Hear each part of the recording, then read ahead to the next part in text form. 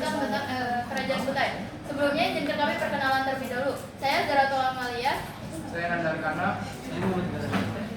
Saya Muhammad Izanardi. Saya Rahma Sarika. Saya Tika Sisyan. Di sini ada materi yang akan kami sampaikan. Yang pertama ada identitas dari Kerajaan Kutai, peta lokasi, sejarah, raja-raja dan kebijakan. Yang terakhir ada peninggalan. Jadi di sini kita membahas tentang identitas Kerajaan Kutai. Nama kerajaannya itu Kerajaan Kutai Martadipura. Letaknya di Muara Kaman, Kabupaten Kutai, Kartanegara, Kalimantan Timur. Dirinya Raja Kudungga. Agama yang dianut adalah Hindu. Bahasanya Sanskerta dan bahasa lokal Kutai. Sumber sejarah utama Prasasti Yupa. Peta Kerajaan Kutai. Pada gambar ini kita bisa melihat peta lokasi Kerajaan Kutai yang merupakan kerajaan Hindu tertua di Indonesia. Kerajaan ini terletak di tepi Sungai Mahakam, wilayah yang sekarang termasuk Kabupaten Kutai Kartanegara, Kalimantan Timur.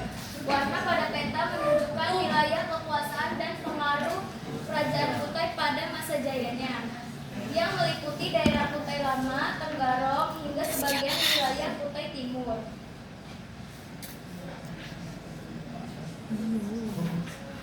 Selanjutnya ada sejarah Kerajaan Kutai. Kerajaan Kutai termasuk kerajaan Hindu tertua di Indonesia. Diperkirakan Kerajaan Kutai muncul pada abad ke-5 Masehi atau kurang lebih 400 Masehi.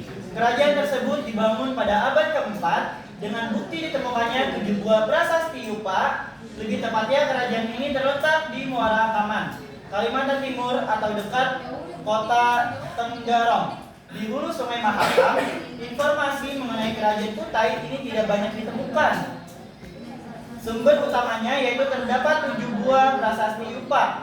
Penggunaan nama Kutai sendiri ditentukan oleh para ahli sejarah yang mengambil nama dari tempat ditemukannya prasasti Yupa, yaitu di daerah Kutai. Salah satu Yupa tersebut kini berada di Museum Nasional Republik Indonesia, Jakarta. Dari prasasti tersebut juga diketahui bahwa kerajaan ini didirikan pertama kali oleh Kudungga, kemudian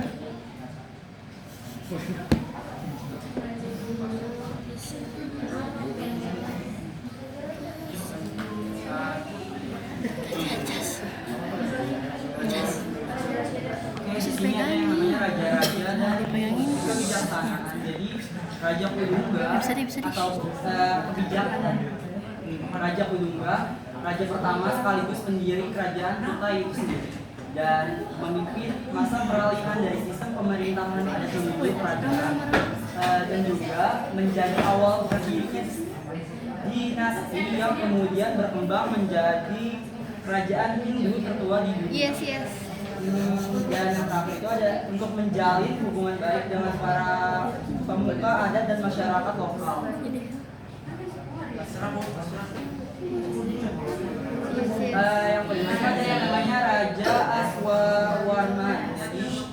Jadi raja ini dikenal sebagai pendiri dinasti kerajaan dan menegakkan sistem pemerintahan monarki turun menurun, dan juga memperkenalkan ajaran Hindu lebih luas di masyarakat dan melaksanakan upacara kurban atau disebut yajna sebagai bentuk pemujaan kepada dewa, dan untuk memperkuat struktur sosial berdasarkan ajaran Hindu.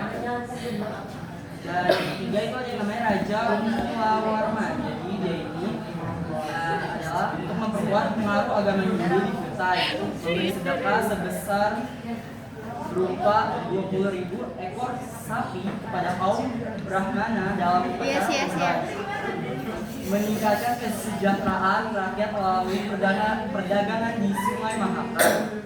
Dan raja ini menjalin hubungan baik dengan kerajaan-kerajaan sekitarnya dan menjadikan Kutai sebagai pusat kebudayaan dan keagamaan Hindu di Kalimantan Timur.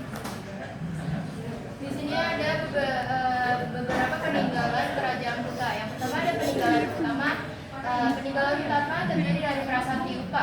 Prasasti Yupa itu batu yang bertuliskan 7 buah menjadi sumber utama tentang Kerajaan Kutai.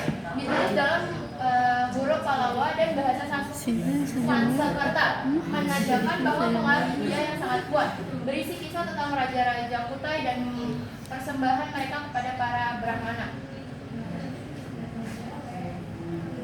Ada juga peninggalan religius. Peninggalan berupa arca Siwa, Lingayoni, dan struktur bangunan keagamaan yang menggambarkan kehidupan religius mereka. Benda-benda ini menunjukkan bahwa masyarakat Kutai sudah mengenal sistem keagamaan Hindu, Siwasisme, dan memiliki kehidupan religius yang Kemarin berubah. diboncikin sama dia itu. Hah? Diboncikin sama dia pakai itu. Gila.